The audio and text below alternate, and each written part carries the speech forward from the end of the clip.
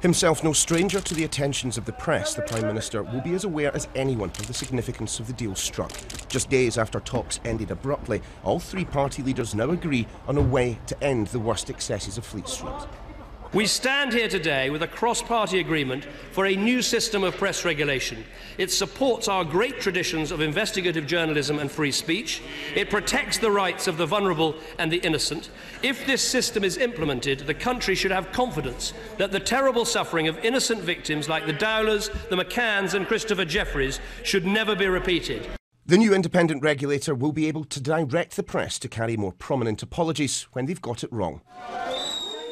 The McCanns were subjected to inaccurate stories across the front pages of a number of newspapers and received front-page corrections.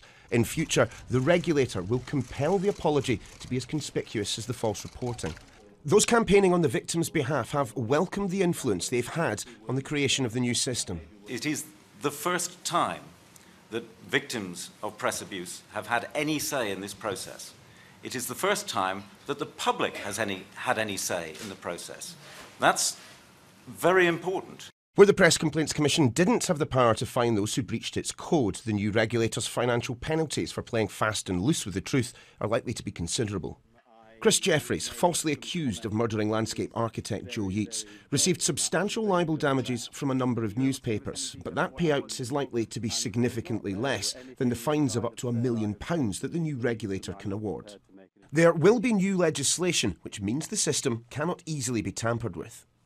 In future, when you pick up your copy of your morning newspaper, you will be able to read those corrections and indeed see the fines that the new regulator has imposed. However, lurking in the background, a change to the law that means that the new regulatory framework cannot be tampered with without the approval of 2/3 of the Lords and the Commons. This, some newspaper bosses say, brings to an end 300 years of complete separation of the press and the state, and, they argue, means that, in effect, the newspapers will now be licensed by politicians. If there were to be statutory regulation, then it's something that the Spectator will play no part in. We will boycott it, we will refuse to recognise the authority of the regulator, we wouldn't pay its fines, we wouldn't heed its menaces.